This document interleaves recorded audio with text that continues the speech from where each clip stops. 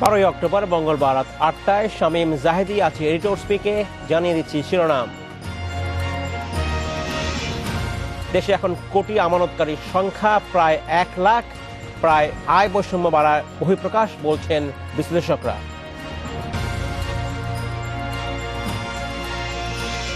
বাড়ল প্যাকেটজাত দেশি চিনির দাম, কেজি 85 টাকা নির্ধারণ করল চিনি ও খাদ্য শিল্প সংস্থা।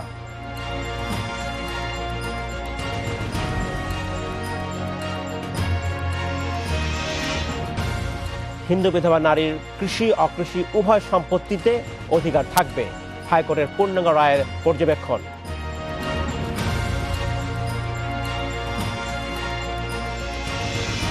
করোনা মহামারীর মধ্যেও দেশে বাড়ছে কোটিপতি সংখ্যা। জুন শেষে দেশে কোটি টাকার ব্যাংক হিসেবে সংখ্যা দাঁড়িয়েছে প্রায় 1 লাখে। এক শ্রেণীর মানুষের হাতে অর্থ বেড়ে যাওয়ায় আয় বৈষম্য বাড়ছে বলছেন বিশ্লেষকরা।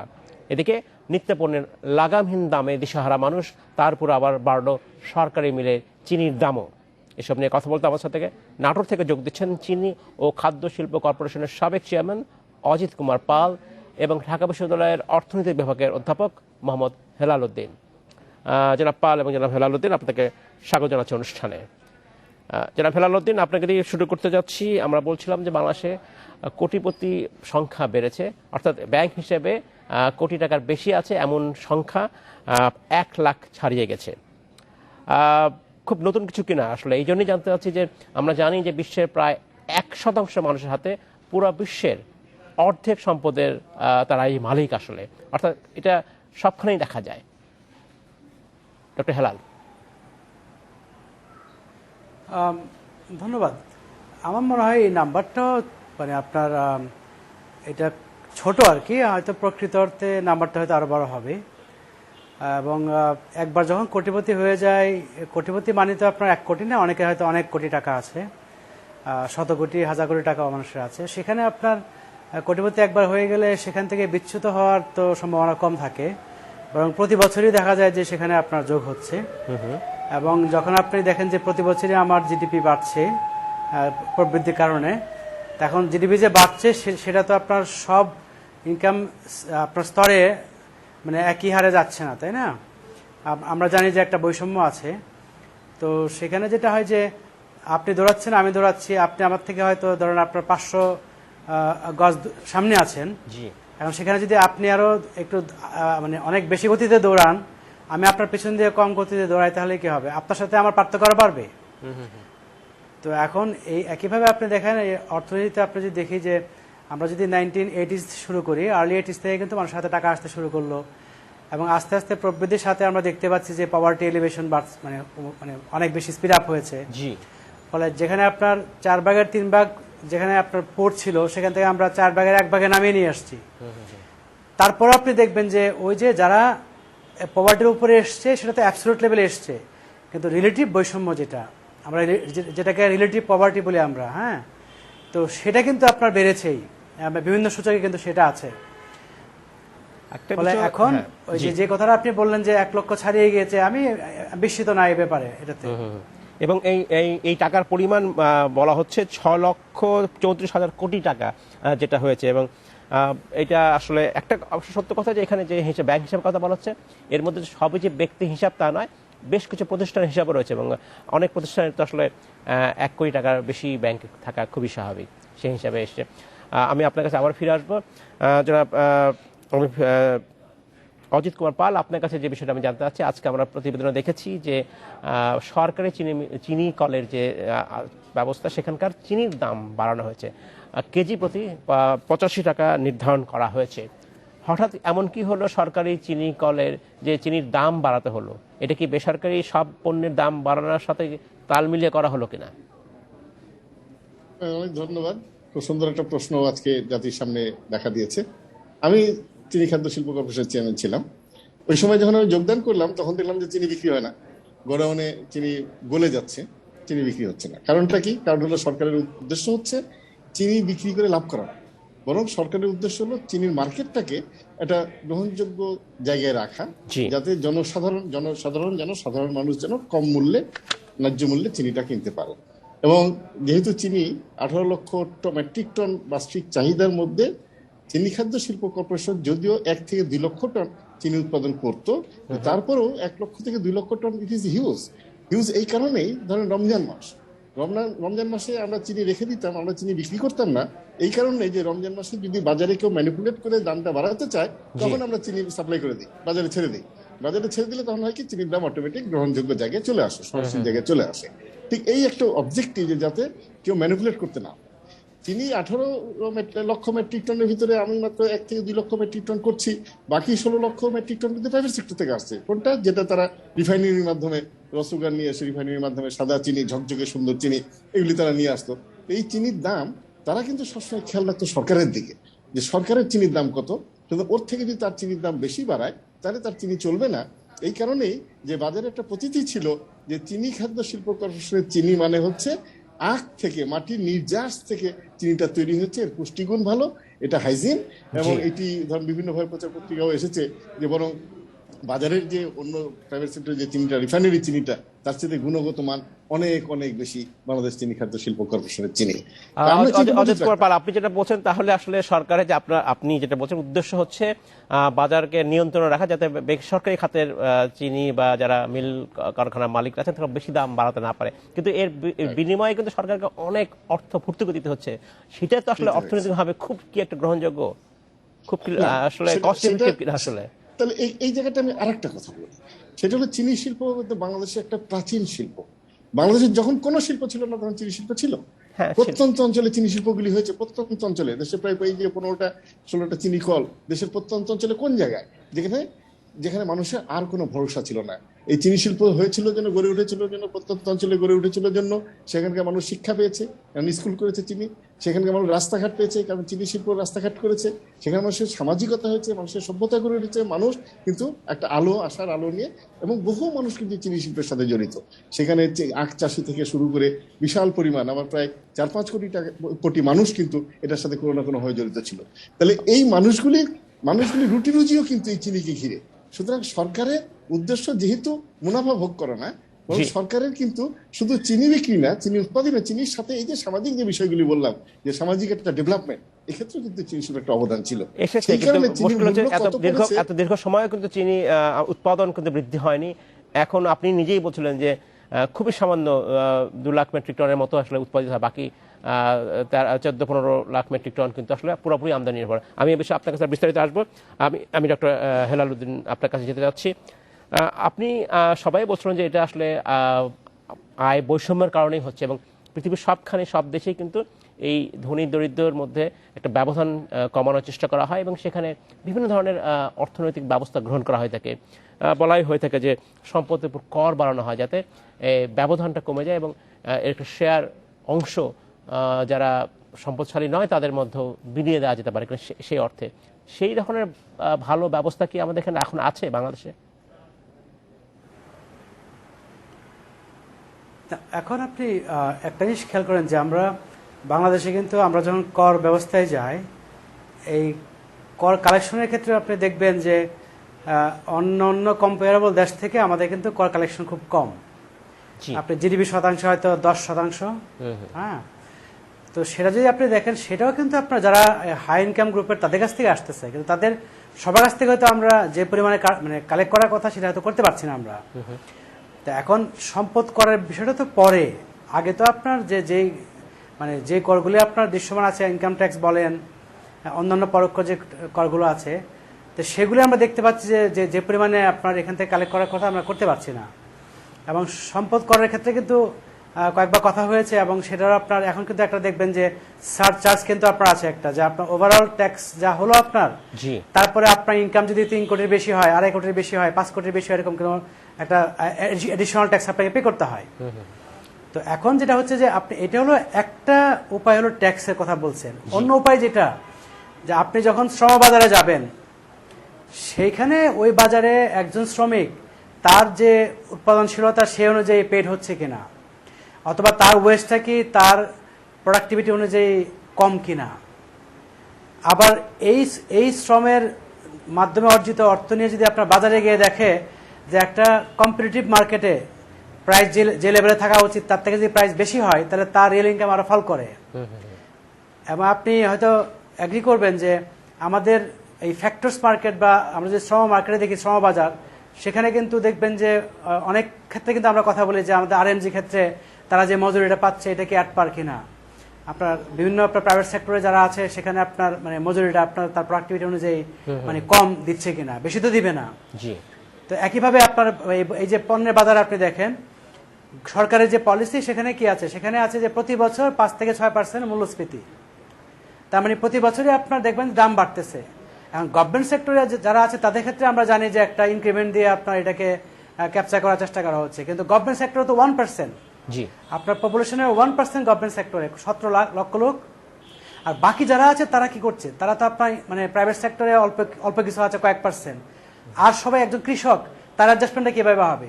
একজন যে ধান চাষ করছে তার তো রিয়েল প্রাইস আপনার দেখবেন 71 থেকে যদি আপনি দেখেন আস্তে আস্তে ফল করছে সেটা। জি। সেজন্য আপনি দেখেন যে আপনি যদি রুরাল এরিয়াতে যান, সেই রুরালে কিন্তু আপনার দারিদ্র্যের হার বেশি কম্পেয়ার টু আপনার আরবান এরিয়াস। তা এখন ওই জিনিসগুলো আপনাকে অ্যাড্রেস করতে পারতে হবে যে এই মার্কেট সিস্টেমে বাজার ব্যবস্থার মাঝখানে কোথায় কোথায় তারা ইনকাম হারাচ্ছে, কোথায় কোথায় তাদের দামের কারণে পারচেসিং পাওয়ার চলে যাচ্ছে। তারপরে আপনি বললেন যে ট্যাক্স করে আপনার সম্পদ কর বলেন বা অন্যান্য মাধ্যমে আপনার যারা উচ্চবিত্ত তাদের কাছ থেকে খানিকটা নিয়ে কিভাবে রিডিস্ট্রিবিউট করে যারা প্রান্তিক তাদেরকে সাপোর্ট দেওয়া যায়। জনাব হেলাল, একটা অভিযোগ জি জনাব হেলাল, একটা অভিযোগ কিন্তু হয়, বলাই হয়ে থাকে যে যারা ট্যাক্স দিচ্ছেন, আমি বর্তমান কাঠামোতে যদি বলি, তাদের উপর সরকার আরো বেশি ট্যাক্স আরোপ করছে। অর্থাৎ প্রায় 17 কোটি 18 কোটি দেশের মানুষের মধ্যে চীন আছে কত 40 লক্ষের বেশি না, এর মধ্যে 2/3 আসবার নিয়মিত ট্যাক্স রিটার্ন জমা দেন না। তাহলে এই অভিযোগটা কিন্তু আসলে আমরা নিতেই হয় যে সত্যিই যারা ট্যাক্স দিচ্ছে কিন্তু ট্যাক্স নেটের আওতায় কিন্তু অনেক লোক আছে বাইরে, সেটাও কিন্তু একটা বড় চ্যালেঞ্জ সরকারের জন্য, তাদেরকে আনা কিভাবে সম্ভব হবে। আমি আপনার সাথে একেবারে একমত পোষণ করি যে আপনার যদি অল্প কিছু লোককে আপনি ট্যাক্সের আওতায় নিয়ে তার উপর ট্যাক্স করতে থাকেন, তাহলে আলটিমেটলি আপনার একটা টার্গেট আছে, সেই টার্গেটের জন্য তাদের উপর বেশি বেশি ট্যাক্স আরোপ করছেন, হারটাও বেশি হচ্ছে। তাদের একটা টেন্ডেন্সিও থাকে আপনার কি তাহলে একটু মানে ফাঁকি দেওয়ার। অন্যদিকে আপনি দেখবেন যে গ্রামে গঞ্জে আপনি যান, আপনার যে কোনো একটা গ্রামে গিয়ে দেখবেন যে আপনার গ্রোথ সেন্টারগুলোতে প্রচুর লোকজন আছে যাদের আপনার মানে ট্যাক্স দেওয়ার মতো ইনকাম আছে তাদের, তারা কিন্তু জানেও না যে ট্যাক্স দিতে হয়। তারা মনে করে ট্যাক্স আবার কি, ট্যাক্স দিতে হবে কেন? ফলে একটা বিশাল অংশকে কিন্তু আমাদের ট্যাক্সের অধীনে আনতে হবে। তাদেরকে আনার পরে যদি মনে হয় যে যারা ট্যাক্স দিচ্ছে ওদের মধ্যে যাদের ওয়েলথ বেশি, তাদেরকে আবার ওয়েলথ ট্যাক্সের আন্ডারে আনবেন, সেটা করতে পারেন। তো ফলে আজকে যে কথাটা আসছে, আপনি যে প্রসঙ্গে আসছেন যে এই যে দাম বেড়েছে, হঠাৎ করে দাম বেড়েছে, তার প্রেক্ষাপটে যে এই যে চাপটা এসছে, আমরা জানি যে করোনার সময় আপনার যারা মানে নিম্নবিত্ত তাদের অনেকের হয়তো দারিদ্র্যের সীমার নিচে চলে গিয়েছে, এই ধরনের গবেষণা কিন্তু আছে। ধন্যবাদ হেলালুদ্দিন, আমি এই বিষয়ে আপনার কাছে আবার আসবো। অজিত কুমার পাল, আপনার কাছে যেতে যাচ্ছি। আপনি বলছিলেন যে সরকারের এক ধরনের এই যে পারপাস সার্ভ করে, সেই পারপাসটা হচ্ছে বাজারের দাম নিয়ন্ত্রণে, চিনির দাম নিয়ন্ত্রণে বড় ভূমিকা রাখে চিনি কলগুলো, সরকারি চিনি কলগুলো। কিন্তু একটা বড় অভিযোগ আমরা সবসময় শুনি যে এইটা আসলে লাভজনক নয় এই কলগুলো, এবং এর মধ্যে বড় কারণ হচ্ছে যে একটা অফ সিজনে, মানে যে সময়টা চিনি উৎপাদন হয় না সেই সময়টা মিলগুলো বসে থাকে। বিভিন্ন রকমের সময় বিভিন্ন বিকল্প চিন্তা করা হয়েছে, বলা হয়েছে যে এই সময় রিফাইনারি হিসাবে ব্যবহার করা যায় কিনা। সেই বিষয়ে কিন্তু সরকার খুব একটা যে এগিয়েছে তা না, তাহলে হয়তো এখানকার যে লোকসান সেটা কমিয়ে আনা যেতে পারত। তার সাথে সম্পূর্ণ একমত, অবশ্যই কমিয়ে আনা যেত। এটা সরকারের দীর্ঘদিন এই মিলগুলির প্রতি সেইভাবে মনোযোগ ছিল না, নাম্বার 1। নাম্বার 2 হচ্ছে যে এই চিনি শিল্প বহু আগে, সেই ব্রিটিশ আমলের মেশিন, সেই মেশিনে আপনার যদি বিএমআরই না করা হয়, মেশিনে যদি এফিসিয়েন্ট না থাকে, তো শুধু এই ইনএফিসিয়েন্ট মেশিন দিয়ে আপনি চিনির দাম, প্রোডাক্ট মূল্য আপনি কম রাখবেন কিভাবে হয়? এরপরে যেটা হলো, আরেকটা যেটা ঘটনা ঘটেছে সেটা হলো যে অর্থায়নটা দরকার ছিল, আর্থিক যে ফিনান্সিয়াল সাপোর্টটা, যে কর্মচারীর বেতন, তারপরে মিল মেনটেন্যান্স, এই সাপোর্টগুলি অর্থ একসময় সরকার বন্ধ করে দিয়েছিল। এই বন্ধ করে দেওয়ার জন্য তাদেরকে ব্যাংকের ঋণ নিতে হয়েছে, এবং ব্যাংকের ঋণ নেওয়ার পরে ব্যাংকের ঋণ শোধ করতে পারে নাই। এতে ঋণ, সুদ, দণ্ড সুদ, মানে এই সমস্ত সুদ আরোপ হয়ে এমন অবস্থা হলো যে এখন 150 টাকা যদি 1 কেজি চিনির দাম পড়ে, তার মধ্যে কিন্তু আপনার ওই 90 টাকাই হচ্ছে ঋণের সুদ। তাহলে এই ঋণের সুদটা যদি বাদ দিই, তাহলে এখনো কিন্তু 60 টাকা উৎপাদন করা সম্ভব। এরপর যদি মেশিনটা এফিসিয়েন্ট হতো, তাহলে এটা আরো নামায় আনা যেত। অন্যদিকে আখের দাম কিন্তু বাড়ানো হয়েছে যাতে চাষিরা সাপোর্ট পায়। আখের দাম বাড়লো, কাঁচামালের দাম বাড়লো, অথচ প্রোডাক্টের যে দামটা, এই দামটা আমরা বাজারমুখী করতে পারছি না। এটা যদি আমি 80 টাকায় বেচতে পারতাম তাহলে এই শিল্প লসের হতো না। আপনি দেখেন আমার কেরুতে চিনি এবং চিনি জাত যে মোলাসিস থেকে আমরা যে তৈরি করতাম, লিকার তৈরি করি, কেরুতে কিন্তু চিনিতে লস হচ্ছে হয়তো আপনার ধরেন 60 কোটি টাকা বছরে। কিন্তু কেরু যে অন্যান্য প্রোডাক্টগুলি আছে, বিশেষ করে লিকার এবং যে সমস্ত বাই প্রোডাক্ট, চিনির বহু বাই প্রোডাক্ট আছে, এগুলো দিয়ে কিন্তু আলটিমেটলি ওরা লাভে আছে এবং প্রতি বছর 30 কোটি 40 কোটি 50 কোটি টাকা কেরু কিন্তু দিচ্ছে। এবং কেরু এমনকি তার ঋণের যে বোঝা আছে সেটাও কিন্তু সে সইতে পারে, তারপরেও কিন্তু সে প্রফিটেবল হচ্ছে। বাট অন্যগুলি প্রফিটেবল হচ্ছে না। কারণ হচ্ছে, হ্যাঁ এটা ঠিক যে ধরেন জয়পুরহাট চিনির কলে যে আখ আমরা পাচ্ছি, সেই আখ দিয়ে এবছর তো 15 দিনের বেশিও চলবে না, তাহলে 1 মাস 2 মাসের বেশি চলছে না। যদি আমরা ওখানে আখ বাড়াতে পারতাম, আমার চাষিরা যদি আখ উৎপাদন করতো, আখ যদি আমরা সাফিসিয়েন্ট পেতাম, তাহলে কিন্তু অনেক চিনি আমরা উৎপাদন করতে পারতাম। মানে মাত্র 15 দিন 1 মাস চালাচ্ছি, যেখানে 4 মাস মেশিন নামে চালাতে পারি, কিন্তু আমরা আখ পাচ্ছি না। বাকি আসলে 8 মাসে বসে থাকতে হচ্ছে, খুবই দুঃখজনক। অজিত পাল, আমি আপনার কাছে ফিরে আসবো। সেই সময় আপনার কাছে আমরা যে প্রশ্ন থাকবে সেটা হচ্ছে, আসলে আপনি বলছিলেন যে পর্যাপ্ত আখ পাওয়া যায় না। এই যে পর্যাপ্ত আখ পাওয়া যায় না, কাঁচামাল পাওয়া যায় না, এটার বড় কারণ হচ্ছে কৃষকরা সরকারি মিলে আখ দিতে চায় না, কারণ আপনারা সময় মতো টাকা দিতে পারেন না। এটার বড় একটা অভিযোগ। আমি এই অভিযোগের জবাব শুনবো আপনার কাছে। তার আগে আমি জনাব হেলাল উদ্দিনের কাছে যেতে চাচ্ছি। জনাব হেলাল উদ্দিন, আপনিও বলছিলেন বা আমরাও বলছিলাম যে হঠাৎ কিন্তু খাদ্য পণ্যের দাম বেড়ে গেছে। ভোজ্য তেলের কথা বলছি, পেঁয়াজের কথা বলছি, তারপরে চিনির কথা বলছি। এটার কারণ কি? একটা বড় কারণ সবাই বলছে বিশ্ববাজারে দাম বেড়েছে সব পণ্যেরই প্রায়। এটা কি একমাত্র কারণ, নাকি আরও কোনো কারণ রয়েছে বাংলাদেশের বাজারে বাড়ার ক্ষেত্রে? ধন্যবাদ। মানে একটা তো আপনার মিডিয়াতে যে নিউজটা সবসময় আসে, বাড়লেই যে কিছু সংখ্যক আপনার অবৈধ অসাধু ব্যবসায়ী, এই জিনিসটা সবসময় আমি শুনি আর কি।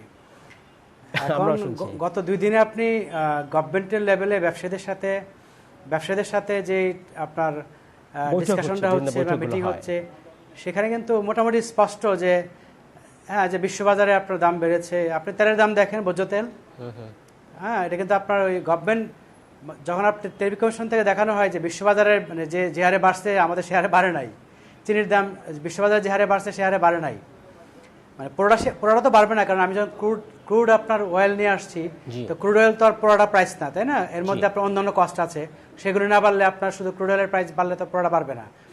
তো তারপরেও যে ব্যাপারটা যে যখন আপনার একটা ঘাটতি থাকে, সেই ঘাটতির সুবিধা কেউ নিতে পারে, এটা যে কোনো প্রফেশনে হয়। আর বাজারের ক্ষেত্রে যেটা হয় যে যদি কোনো কারণে আপনার ঘাটতি তৈরি হয়, তাহলে যারা কিনা সেলার, যারা বিক্রেতা, তারা একটু সুযোগ দিবে হাই প্রাইসে। এটা আপনার বাজারের অর্থনীতির যে সুযোগ, যেটা অপরচুনিটি।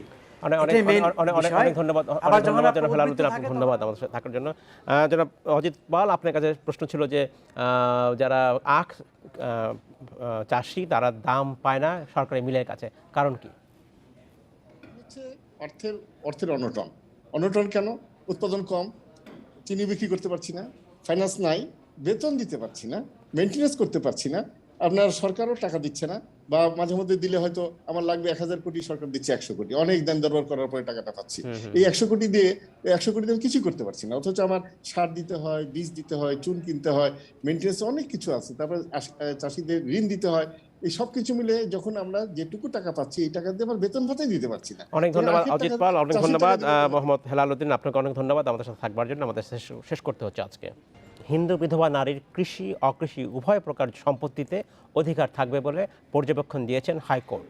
গত সেপ্টেম্বর মাসের শেষ সপ্তাহে বিচারপতি মিফতা উদ্দিন চৌধুরীর একক হাইকোর্ট বেঞ্চে 22 পৃষ্ঠার রায় প্রকাশের সময় এই পর্যবেক্ষণ দেওয়া হয়। এসব নিয়ে কথা বলতে কাকরাইল থেকে আমাদের সাথে যোগ দিচ্ছেন সুপ্রিম কোর্টের আইনজীবী ব্যারিস্টার উজ্জ্বল ভৌমিক এবং ঢাকেশ্বরী মন্দির এলাকা থেকে হিন্দু বৌদ্ধ খ্রিস্টান মহিলা ঐক্য পরিষদের নেত্রী সুস্মিতা দে। আপনাদেরকে দুজনকে আমরা স্বাগত জানাচ্ছি অনুষ্ঠানে। আজকে বড় খবর হচ্ছে যে কৃষি অকৃষি জমিতে হিন্দু বিধবা নারীর অধিকার রয়েছে এবং তারা পাবেন। উজ্জ্বল ভৌমিক, আপনার কাছে প্রথমে যেতে চাচ্ছি যে মামলাটি হয়েছিল 1983 সালে খুলনাতে, এবং এই মামলা শেষ পর্যন্ত হাইকোর্টে এসেছে এবং গত সেপ্টেম্বরে একটি রায় এসেছে, যার পূর্ণাঙ্গ রায় প্রকাশ পেয়েছে এবং যেটা নিয়ে আজকে আমরা কথা বলছি। এবং সেই মামলায় আপনি একজন অ্যামিকাস কিউরি হিসেবে দায়িত্ব পালন করেছিলেন। সেই আলোকে আপনার কাছে জানতে চাইব আপনার কি পরামর্শ ছিল আসলে 1937 সালে আইনে হিন্দু বিধবা নারীরা কি সম্পত্তি পাবে কি পাবে না? ধন্যবাদ আপনাকে। এই কৃষি এবং অকৃষি জমি নিয়ে যে দ্বন্দ্বটা তৈরি হয় মূলত হচ্ছে ইন্ডিয়ান ফেডারেল কোর্টের একটা ডিসিশনের বরাত দিয়ে এই দ্বন্দ্বটা তৈরি হয়। 1937 সালের আইন একটা প্রোগ্রেসিভ আইন করা হয়েছিল যে হিন্দু বিধবাদের হচ্ছে স্বামীর রেখে যাওয়া সম্পত্তিতে অধিকার দেওয়ার প্রশ্নে।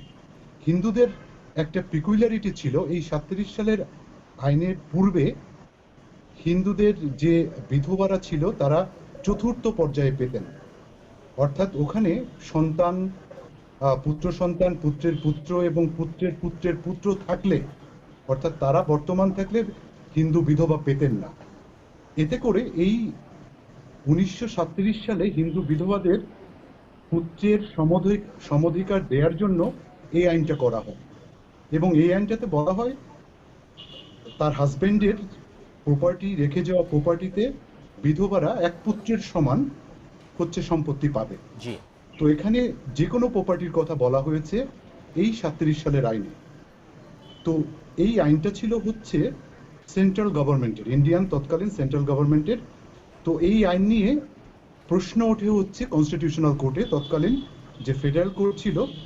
এই প্রশ্নটা উঠে যে ইন্ডিয়ান সেন্ট্রাল গভর্নমেন্টের হচ্ছে কৃষি জমি নিয়ে আইন করার এখতিয়ার ছিল না। এই কৃষি জমি নিয়ে আইন করার এখতিয়ার ছিল হচ্ছে প্রাদেশিক সরকারের, প্রভিন্সিয়াল স্টেটের। তো এখানে এই প্রশ্নটা ফেডারেল কোর্ট নিষ্পত্তি করে এইভাবে যে যেহেতু কেন্দ্রীয় সরকারের কৃষি জমি নিয়ে আইন করার এখতিয়ার নাই, সেহেতু এই 1937 সালের আইনের কার্যকারিতা শুধুমাত্র অকৃষি জমিতে থাকবে। তো এই মতামতের কারণে, ফেডারেল কোর্টের মতামতের কারণে 1938 সালে এই আইনে একটা অ্যামেন্ডমেন্ট আসে যে হিন্দু বিধবারা শুধুমাত্র অকৃষি জমি পাবে, কৃষি জমি পাবে না। তবে একটা জায়গাতে যে কাজটা হয় যে প্রাদেশিক সরকার এই আইনটাকে কৃষি জমির উপর প্রযোজ্য বলে বিভিন্ন প্রাদেশিক সরকার এই আইনটাকে গ্রহণ করে। যেমন হচ্ছে আমাদের পার্শ্ববর্তী যে আসাম প্রাদেশিক সরকার ছিল, তারা এই আইনটা যে কৃষি জমিতেও প্রযোজ্য এই বলে 43 সালে হচ্ছে একটা আইন করে। সেক্ষেত্রে এই আইনের সুবিধা, যেহেতু আমাদের দেশেরই সিলেট তৎকালীন হচ্ছে আসামের ভেতরে ছিল, সিলেটে এই আইনটা কিন্তু প্রযোজ্য ছিল যে হিন্দু বিধবারা স্বামীর কৃষি জমিতেও পাবে। কিন্তু বাংলাদেশের অন্যান্য অঞ্চলে, সিলেট বহির্ভূত যে অঞ্চলটা ছিল, সেখানে ওই ফেডারেল কোর্টের যে আইনগত মতামত দিয়েছিলেন যে কৃষি জমিতে পাবেন না, যেহেতু বেঙ্গল যে সরকার ছিল তারা এই কৃষি জমিতে হচ্ছে প্রযোজ্য হবে এরকম কোনো আইন তারা এক্সটেন্ডেড করেনি। ধন্যবাদ ভৌমিক, আমি আপনার কাছে ফিরে আসবো। সুস্মিতা দে, আপনার কাছে জানতে চাচ্ছি, এই যে পর্যবেক্ষণ দেওয়া হয়েছে এই রায়ে, সেখানে বলা হচ্ছে যে কৃষি অকৃষি সব জমিতেই হিন্দু বিধবা নারীরা সম্পত্তি অধিকার পাবে। এই আদালতের এই পর্যবেক্ষণকে কেমনভাবে আপনারা দেখছেন? প্রথমেই ধন্যবাদ জানাই ইন্ডিপেন্ডেন্ট নিউজকে। অ্যাকচুয়ালি আমরা বলবো যে এতদিনের যে সংগ্রাম, এটা আসলে নতুন করে এসেছে এটাও না, যদিও আমি আইন সম্পর্কিত এত ভালো দাদা বলে গেলেন, তো সেটা হচ্ছে আইনের প্রয়োগটা হয়তোবা নতুন ভাবে এসেছে, যেটা হচ্ছে নতুন একটা দ্বার উন্মোচিত হয়েছে আমাদের জন্য। যে এতদিন ধরে যে আমরা হিন্দু বিধবা নারী যারা ছিলেন, তারা যে শুধুমাত্র যে বসত বাড়ি ভিটায় হয়তোবা থাকতে পারতেন, সেটা হচ্ছে সাময়িক।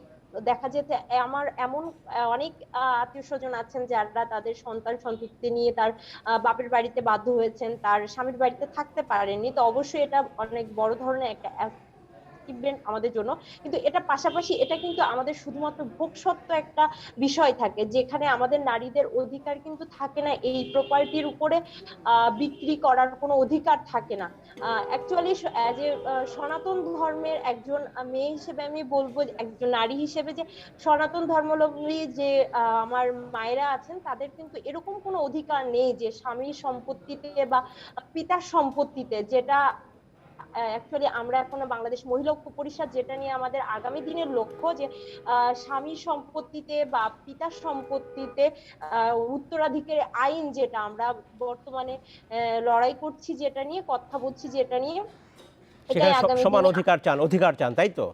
অবভিয়াসলি হ্যাঁ, অবশ্যই এটা বলবো যে একজন পিতার কাছে সন্তানই, আমরা চাই সন্তানের পরিচয়টা, সেটা ধন্যবাদ আমরা ধন্যবাদ অবশ্যই চাই সুস্মিতা, না। ধন্যবাদ। ব্যারিস্টার ভৌমিক, আপনার কাছে বিষয়টা আমি জানতে চাচ্ছি, সেটা হচ্ছে যে এই বিশেষত আইন মামলার নিয়ে যেটা কথা বলছে, সেখানে বিবাদী গৌরী দাসী উনি এই সম্পত্তি অধিকার পেয়েছেন হাইকোর্টের এই রায় অনুযায়ী। সে কিন্তু এই যে পর্যবেক্ষণ যেখানে বলা হচ্ছে হিন্দু নারীরা থাকা উচিত কৃষি এবং অকৃষি জমিতে, এই বিষয়ে কি আসলে নতুন কোনো দিক নির্দেশনা থাকলো কিনা আসলে? এখানে নতুন দিক নির্দেশনার মধ্যে একটা টেকনিক্যাল কারণে হিন্দু বিধবারা কৃষি জমিতে পেতেন না। এখানে ওই ইন্ডিয়ান ফেডারেল কোর্টের ডিসিশনটা বাংলাদেশের যে উচ্চ আদালত এতদিন মেনে আসতেন, এখন এই রায়ের মাধ্যমে একটা অ্যানাউন্সমেন্ট আসলো যে হিন্দু বিধবারা কৃষি সম্পত্তিতেও পাবেন। কারণ হচ্ছে এই 1937 সালের যে আইনটা জি, বাংলাদেশ যখন অ্যাডপ্ট করেন 73-এ, তখন হচ্ছে পূর্ণাঙ্গভাবে অ্যাডপ্ট করেন সাবজেক্ট টু ফেডারেল কোর্টের যে আমি ডিসিশন। বলতে আছে এখন এর পরবর্তীতে অন্য মামলার ক্ষেত্রে অন্য কোনো হিন্দু বিধবা মহিলা কি সম্পত্তি অধিকার পাবেন কিনা এটা তারা দাবি করতে পারবেন যদি কোনো ডিসপিউট অ্যারাইজ করে যে হিন্দু বিধবারা কৃষি জমি পাবেন কিনা। সেক্ষেত্রে এই যে রায় প্রকাশ হলো, এই রায়টা বাইন্ডিং প্রেসিডেন্ট হিসেবে থাকবে। যে এই রায়ের মাধ্যমে ধন্যবাদ আপনাকে, অনেক ধন্যবাদ সুস্মিতা দে। আপনাকে জানতে চাচ্ছি আসলে যেটা বলা হচ্ছে যে এই বিশেষ করে হিন্দু সম্পত্তি আইনের পরিবর্তন দরকার, এর পক্ষে বিপক্ষে দুই রকম মতামতই আছে। যারা বিপক্ষে মত দিচ্ছেন তাদের মূল যুক্তি কি? আসলে তাদের ধারণা মতো ধ্যান ধারণা, আমরা তো জানি যে হচ্ছে একটা সবার একটা ধর্মীয় বা পারিবারিক একটা বিষয় থাকে। আমাদের আইনগুলা যেটা বলি যে পারিবারিক ভিত্তিত্ব বা এতদিন সনাতন ধর্মের একটা ঘরনা, যে এতদিন সনাতনী যে রীতিটা চলে আসছে, বেসিক্যালি সেই জায়গা থেকেই তারা চাচ্ছে যে ধর্মীয় দৃষ্টিকোণ থেকে আমরা যেভাবে চলে আসছি সেভাবেই আমরা থাকতে চাই। যারা বিরোধী পক্ষ বা আপনারা তাদের মত থেকে হয়তো বিভিন্ন ধরনের কথা শুনতে পাবেন, কিন্তু আমাদের কথা হচ্ছে আমরা এই প্রজন্মের মানুষ হিসেবে বলতে চাই যে পৃথিবী মাত্রই পরিবর্তনশীল। অনেক যেখানে ধন্যবাদ। সেই আমাদের- পরিবর্তনটা আপনারা চান। আমাদের- সুস্মিতা দে, আপনাকে অসংখ্য ধন্যবাদ। ব্যারিস্টার উজ্জ্বল ভৌমিক, আপনাকে অসংখ্য ধন্যবাদ আমাদের সাথে থাকবার জন্য। এই ছিল এইটর স্পিকে, আমাদের সাথে থাকবেন। আপনাদের সাথে আমাদের আবারও দেখা হবে।